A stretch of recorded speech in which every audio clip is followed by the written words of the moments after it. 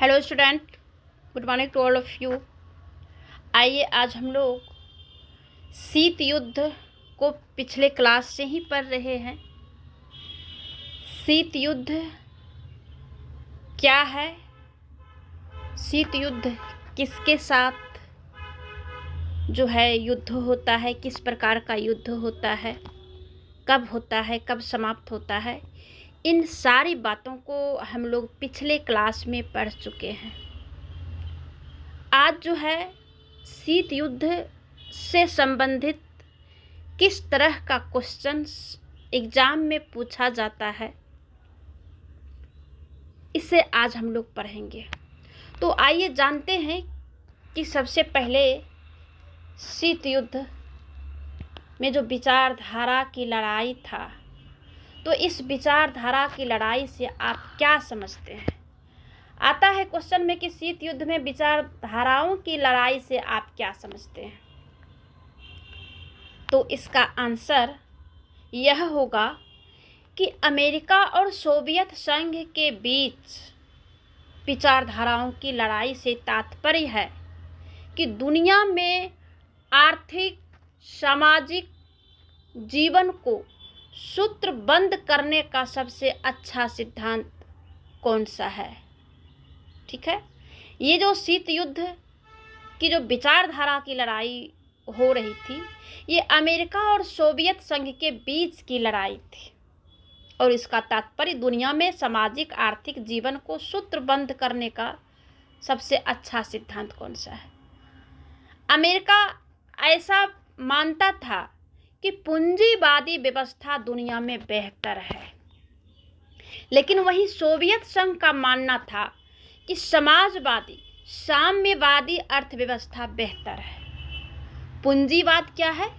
पूंजीवाद सरकार का हस्तक्षेप कम होता है, व्यापार अधिक होता है, निजी व्यवस्था ज़्यादातर होता है। साम्यवादी का जो अर्थ है, जो कि सोवियत संघ ने साम्यवादी विचारधारा को अपनाया था, इसका अर्थ होता है कि सारी व्यवस्था सरकार के हाथ में हो, निजी व्यवस्था का विरोध हो। तो दोनों का जो विचारधारा है बिल्कुल अपोजिट है। एक पूंजीवादी को समर्थन करता है, दूसरा साम्यवादी समाजवाद को समर्थन करता है। तो पूंजीवादी को समर्थन करने वाला अमेरिका और साम्यवादी और समाजवाद को समर्थन देने वाली सोवियत रूस। प्रथम विश्व युद्ध और द्वितीय विश्व युद्ध दोनों ने मिलकर लड़ा, लेकिन दोनों युद्ध के बाद विचारधाराओं की लड़ाई और जो युद्ध में जो जीता गया क्षेत्र हो या जो भी हो, उसकी लड़ाई ये शीत युद्ध है। ठीक है, वर्चस्व की लड़ाई शीत युद्ध है। दूसरा क्वेश्चन आता है कि शीत युद्ध का कारण क्या है, क्या कारण है शीत युद्ध का। तो दोनों महाशक्तियों दूसरे विश्व युद्ध के बाद एक दूसरे के सामने खड़ी हो गई। जैसा कि हमने पहले क्वेश्चन में बताए कि दोनों महाशक्तियों एक दूसरे के विरुद्ध खड़ी हो गई, उसके बीच हथियारों की होड़ शुरू हो गई। यही घटना शीत युद्ध का कारण बन गया, क्योंकि सबसे पहले अमेरिका ने ही जो है जापान के दो शहरों पर जो बम गिराया था, एक हिरोशिमा, दूसरा नागासाकी पर। यही जो है, यहीं से दोनों में तनाव मनमुटाव युद्ध शुरू होता है। तो कारण यही था, हथियार की होड़। अगला एक क्वेश्चन आता है कि प्रथम तथा द्वितीय विश्व युद्ध कब हुआ। तो ये तो सारे लोग जानते हैं कि प्रथम विश्व युद्ध 1914 से 18 तक हुआ और दूसरा युद्ध 1939 से 1945 तक हुआ। ठीक है, ये द्वितीय विश्व युद्ध और प्रथम विश्व युद्ध है। आगे क्वेश्चन है कि अमेरिका ने जापान पर परमाणु बम क्यों गिराया था। जैसा कि हमने पहले क्वेश्चन में बताया कि दोनों का लड़ाई जो है हथियारों की होड़ को लेकर के है, क्योंकि जब प्रथम विश्व युद्ध हुआ, द्वितीय विश्व युद्ध हुआ और उसमें सोवियत संघ ने, रूस ने साथ होकर के जर्मनी इटली के विरुद्ध लड़ा, तब फिर युद्ध के बाद दोनों में मनमुटाव कैसे हो गया, क्यों हो गया? तो द्वितीय विश्व युद्ध के बाद अमेरिका रूस से बिना सहमति के, बिना पूछे जापान पर परमाणु बम गिराया। यहीं से युद्ध जो है और मनमुटाव, तनाव शुरू होता है, शीत युद्ध भी शुरू होता है। अमेरिका ने अगस्त 1945 में जापान के शहर हिरोशिमा और नागासाकी पर परमाणु बम गिराया। अमेरिका के गिराए गए परमाणु बमों के नाम था, पहला का नाम था लिटिल बॉय और दूसरा का नाम रखा था फैट मैन। बहुत अच्छा क्वेश्चन है ये, ऑब्जेक्टिव्स क्वेश्चन भी आता है। कई बार प्रतियोगिता, विभिन्न प्रकार के जो प्रतियोगिता की परीक्षा होती है उसमें भी देखा जाता है कि अमेरिका के गिराए गए परमाणु बमों के नाम, पहला का नाम लिटिल बॉय था और दूसरा का नाम फैटमैन। बमों की क्षमता कितना था? जो लिटिल बॉय था उसका 15 था और जो फैटमैन था उसका 21 किलो टन था। अमेरिका की आलोचना भी होती है, जापान आत्मसमर्पण करने वाला था तो बम गिराने की कोई ज़रूरत तो नहीं थी, क्यों बम गिराया? जापान, इटली और जर्मनी तीनों जो है धुरी राष्ट्र थे जो कि अमेरिका, रूस, ब्रिटेन के विरुद्ध लड़ाई लड़ा था। जब जापान हार मान के अमेरिका के सामने, या जो मित्र राष्ट्र थे उनके सामने, अमेरिका को मित्र राष्ट्र कहा जाता था, जब इनके सामने जब आत्मसमर्पण करने ही वाला था तो बम क्यों गिराया?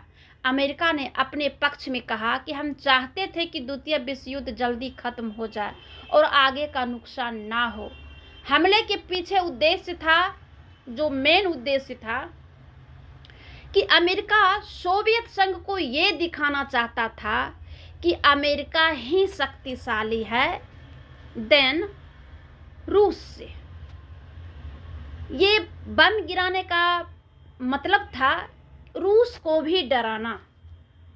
रूस को डराने का मतलब था कि आप हमसे भी संभल के, आप भी रहो, हमसे आप भी संभल के रहो, साथ लड़ा तो क्या, हम आपसे ज़्यादा शक्तिशाली हैं। दूसरी बात, जो कुछ हासिल हुआ था, प्रॉपर्टी, एरिया, क्षेत्र, जो अपने अपने में जो मिलाने का जो प्रयास हुआ था और जो हासिल किया था जर्मनी, इटली और जापान से, उस क्षेत्र का भी कब्जाने का जो है बम गिराने का उद्देश्य था, ताकि मेरा जहाँ तक मन हो हम वहाँ तक अपना बना लें, इसमें रूस जो है मेरे ऊपर कोई दबाव ना डाले, इसलिए हम बम गिरा करके उसको भी धमका के रखते हैं। ठीक है, बहुत अच्छा क्वेश्चन है ये। एक और क्वेश्चन है कि क्यूबा मिसाइल संकट क्या है? ये क्यूबा मिसाइल संकट जो है रूस और सोवियत संघ और अमेरिका के बीच ही है। आइए जानते हैं इसका जो फैक्ट बात है। क्यूबा एक छोटा सा द्वीपीय देश है जो कि अमेरिका के तट से लगा हुआ है और फिदेल कास्ट्रो यहाँ के नेता थे। कहाँ के? क्यूबा के। यह अमेरिका के पास था, लेकिन यह सोवियत संघ के साथ जुड़ा हुआ था और सोवियत संघ क्यूबा को सलाह, हथियार और पैसे देता था। सोवियत संघ के नेता निकिता क्रुश्चेव ने यह तय किया था कि क्यूबा को रूस के सैनिक अड्डे के रूप में बदल दें और 1962 में ऐसा कर दिया गया। अब सोवियत संघ अमेरिका के ऊपर पास से हमला कर सकता था और अमेरिका को ज़्यादा नुकसान पहुंचा सकता था। तो अमेरिका को इस बात का पता 3 हफ्ते बाद लगी। जॉन एफ कैनेडी ऐसा कुछ करने से डर रहे थे कि कहीं दोनों के बीच युद्ध शुरू ना हो जाए। तो क्यूबा मिसाइल संकट को शीत युद्ध का चरम बिंदु कहा जाता है। शीत युद्ध का चरम बिंदु क्यूबा मिसाइल संकट को ही माना जाता है। ठीक है, तो ये भी बहुत अच्छा क्वेश्चन है कि क्यूबा मिसाइल संकट क्या है। ये भी बहुत सारे जो है प्रतियोगिता के एग्जाम में क्वेश्चंस आता है कि क्यूबा जो है कौन सा देश है, एक द्वीपीय देश है जो कि अमेरिका के तट से लगा हुआ है। फिदेल कास्त्रो इसका नेता था उस समय।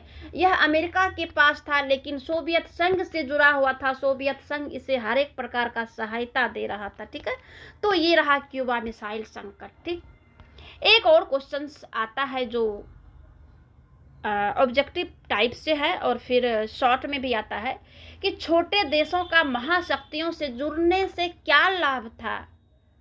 तो छोटे देशों को महाशक्तियों से, जैसे कि छोटे छोटे देश, कुछ अमेरिका में जुड़ा जो कि नाटो संगठन बनाया था, और कुछ वर्सा पैक्ट सोवियत संघ ने जो बनाया था उसमें जुड़ गया। तो इसको लाभ था, सुरक्षा का फायदा, हथियार मिलता था, आर्थिक मदद मिलता था। अगला क्वेश्चन है कि महाशक्तियों क्यों छोटे छोटे देशों को अपने में शामिल करती थी। पहले तो छोटे देश को क्या लाभ मिला, अब महाशक्ति को छोटे देश से क्या लाभ मिला। तो जरूरत की चीज जैसे कि खनिज तेल, पेट्रोलियम, सैनिक ठिकाने, जासूसी करके कर सके, आर्थिक मदद, छोटे छोटे देशों की सेनाओं को पैसे देना, इसको यही लाभ मिला कि कच्चा माल जो छोटे छोटे देश थे उसके पास तो मतलब कि रॉ मटेरियल्स तो था, लेकिन उसका जो यूज है, उसका जो बनाने का जो मशीन है, जो फैक्ट्री है, ये नहीं था। तो अपना कच्चा माल इसको भेजना है और यहाँ से सामान बन के जो जाता था तो वो लोग अपना यूज करता था। दूसरी बात, इसको जो है सैनिक ठिकाने, जैसे कि क्यूबा है, क्यूबा जो है अमेरिका से सटा हुआ है लेकिन उसको सहायता दे रहा है सोवियत रूस। तो अमेरिका को चाहिए रूस के बगल में अपना सैनिक ठिकाना, तो क्यूबा को अपने मिलाना चाहते थे कि यहाँ मेरा सैनिक की स्थापना हम कर सके, सेना का यहाँ पे ठिकाना रहेगा, तब जो है हम रूस को दबा के रखेंगे। इसी प्रकार से सोवियत संघ के साथ था और इसी प्रकार से मित्र ये अमेरिका के साथ भी था। तो यही लाभ जो है महाशक्ति को मिला छोटे देशों से। शीत युद्ध का दायरे क्या था? विरोधी खेमों में बैठे देशों के बीच संकट के अवसर आए, युद्ध हुए, संभावना रही, मगर कोई बड़ा युद्ध नहीं हुआ। कोरिया, वियतनाम और अफगानिस्तान को जब हानि हुआ तो ये सब जो है महाशक्ति में जुड़ने का प्रयास किया। तो शीत युद्ध का यहीं तक दायरा था। आज यहीं तक। अगले क्लास में इसके आगे जो क्वेश्चंस और कई प्रकार के आते हैं तो उसे हम बताएंगे।